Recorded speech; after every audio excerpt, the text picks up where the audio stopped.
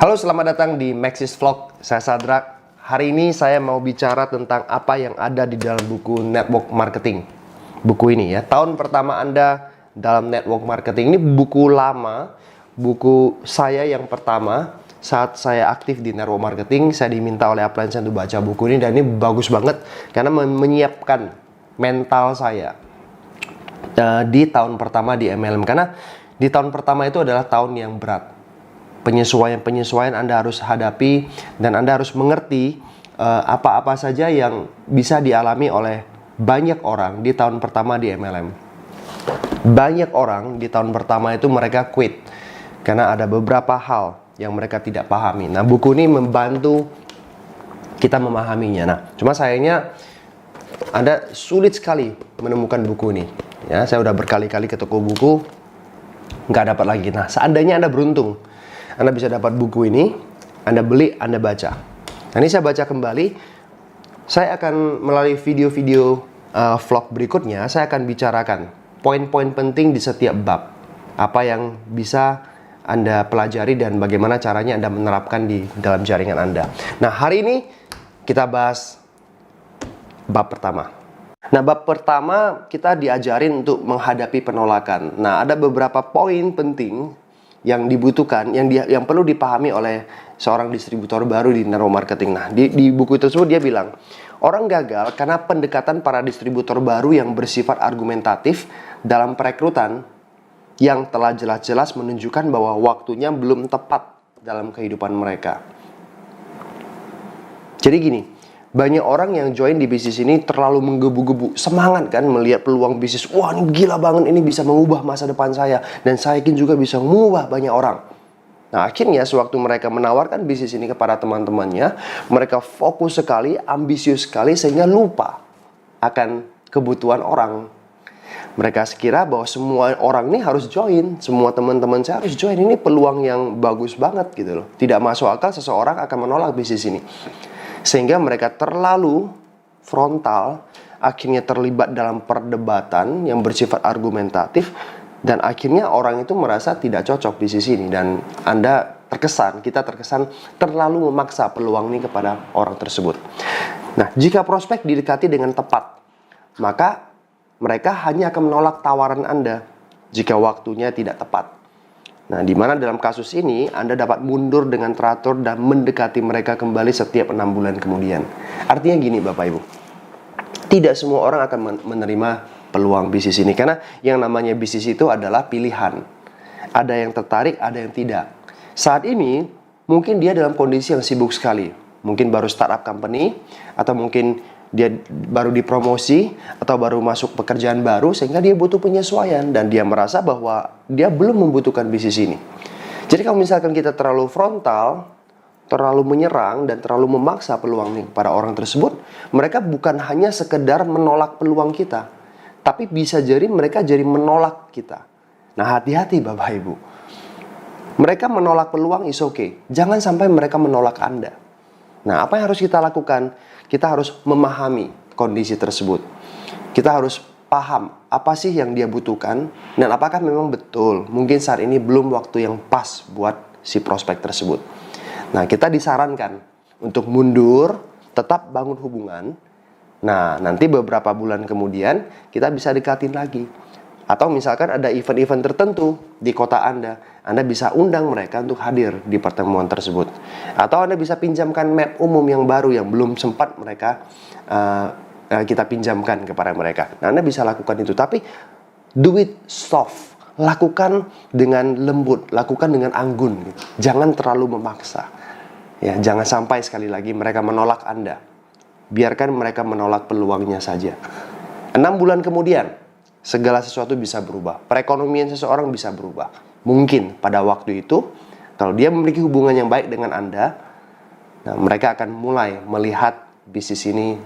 Apalagi ya, dalam 6 bulan ke depan Anda menunjukkan hasil. Misalkan Anda tembus trip jalan-jalan, Anda mulai mendapatkan pengembangan diri, dan dia bisa merasakan perubahan positif dalam hidup Anda. Nah, itu akan lebih mengena. Nah, kemudian di bab pertama juga dia bilang bahwa penolakan itu adalah sekutu Anda, bukan lawan Anda. Dan jika hal itu ditangani dengan tepat, maka penolakan akan mempercepat aktivitas perekrutan Anda dan sungguh-sungguh memungkinkan Anda untuk mencapai hasil yang positif. Jadi jangan menganggap penolakan itu musuh. Itu adalah sahabat Anda. Penolakan itu dibutuhkan untuk membuat Anda bertumbuh. Oke? Jadi jangan alergi dengan penolakan. Jangan membicarakan mengenai bisnis ini dengan teman ataupun saudara atau anggota keluarga sampai Anda sungguh atau benar-benar memiliki komitmen yang mantap dan telah benar-benar terlatih. Itulah sebabnya kenapa setelah selesai presentasi, saya selalu sampaikan kepada calon member itu bahwa oke, ini bagus, mungkin dia semangat sekali, oh ini bagus ini, gue kasih saya waktu beberapa hari ya untuk pelajari. Dan dia mau mendengarkan map kita. Yang perlu Anda sampaikan kepada mereka adalah, Pak, jangan dulu ceritakan bisnis ini ya kepada teman-teman. Dalam 2 hari ini nanti Bapak cukup pelajari website kita, Anda dengar map kita, tapi tolong jangan ceritakan dulu kepada siapapun juga. Karena nanti saya akan sampaikan kepada Anda di pertemuan berikutnya bagaimana caranya memberikan informasi kepada teman-teman. Saya akan ajarkan Bapak bagaimana caranya buat janji dengan benar. Nah, itu yang saya lakukan. Kenapa? Karena banyak kejadian mereka semangat sekali, mereka pergi ceritakan ke orang, tapi caranya salah. Mungkin mereka bilang, ini ada MLM bagus nih, ini beda nih. Nah, padahal dia itu kurang powerful, dia belum menguasai apapun juga. Amatir gitu loh, masih amatir, pure amatir. Nah, pasti dia akan mendapatkan serangan-serangan yang dia nggak bisa tangkis. Ibaratnya ini serdadu perang, dia mau pergi perang, tapi tidak dibekali alat bantu. Tidak dibekali senjata yang memadai. Apa yang terjadi? Mati konyol. Jadi hindari itu. Ya, sampai dia benar-benar memiliki komitmen yang mantap, dan sudah benar-benar terlatih, baru dia bisa terjun kepada orang-orang yang paling dekat dengan dia. Nah, kemudian dia bilang, saat Anda tidak mendapatkan dukungan seperti yang Anda inginkan dari anggota keluarga dan teman-teman Anda, pertama, mulailah dengan memusatkan perhatian Anda pada sikap dan perilaku Anda sendiri, dan perubahan dalam perilaku mereka akan mengikuti dengan sendirinya.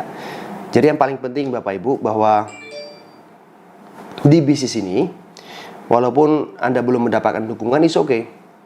Karena di sini ada Maxis, ada Millionaire Academy yang bisa membantu Anda untuk meningkatkan kepribadian Anda.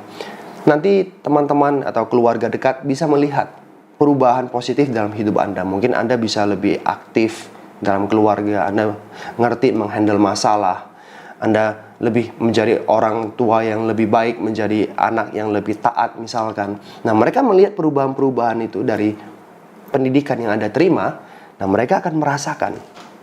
Nah, mereka akan mengikuti atau mendukung Anda suatu saat. Yang paling penting Bapak Ibu, Anda tunjukkan hasil, maka mereka akan mendukung. Nah, kalau Anda merasa memiliki kepercayaan diri yang rendah, banyak-banyaklah membaca, belajar, mendengarkan audiobook, ikuti seminar, dan lakukan semua hal yang dapat Anda lakukan untuk memperbaiki perkembangan kepribadian Anda. Kemudian Anda belajar. Ingat bahwa tidak semua orang itu bertumbuh di luar dulu. Ada orang prosesnya di bisnis ini itu, di awalnya itu mereka nggak dapat hasil. Sebulan, 2 bulan mungkin mereka belum bisa mensponsori orang. Tapi ingat, bukan sama sekali tidak bertumbuh. Bisa jadi Anda itu adalah tipe bambu Cina. Tumbuhnya itu di dalam dulu. Perkuat akar-akarnya dulu, yaitu diri Anda sendiri.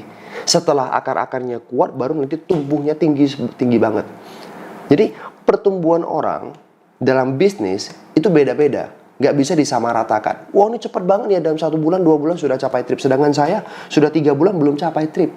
Tapi ingat, mungkin saja Anda lebih bertumbuh secara kepribadian. Anda itu jauh lebih matang ketimbang orang yang capai trip. Jadi pertumbuhannya berbeda. Ada yang tumbuhnya di luar duluan, ada yang tumbuhnya di dalam duluan. Kemudian ya, membangun dengan terlalu lambat merupakan hal yang melemahkan semangat. Dan seringkali membuat para pemasar jaringan memusatkan perhatian kepada mereka yang menolak peluang dibanding kepada mereka yang menerima undangan untuk mempertimbangkan peluang ini. Jadi, jangan geraknya lambat. Kalau Anda sudah komitmen, yes, gue mau jalan. Anda minta bantuan dari tim Anda, bareng-bareng dengan Anda membangun bisnis ini.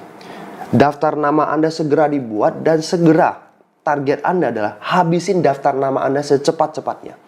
Karena semakin lambat Anda gerak, 1, 2 seminggu presentasi cuma sekali, presentasi cuma 2 kali, Anda akan lebih merasa penolakan itu sangat berat. Yang Anda fokus malah bukan orang-orang yang join, tapi orang-orang yang menolak Anda. Karena tidak ada orang yang join. Kenapa? Karena action Anda terlalu lambat. Seminggu cuma 2 kali, 3 kali presentasi. Nah, itu terlalu lambat. Itu akan membuat Anda lebih menderita di tahun pertama Anda. Nah, bahkan 2 bulan saja Anda sudah menghilang dari bisnis ini.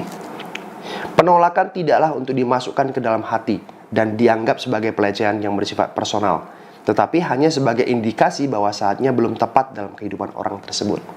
Jadi Anda harus paham bahwa ini sekali lagi adalah bisnis dan ini adalah pilihan. Tidak semua orang akan menerima bisnis ini.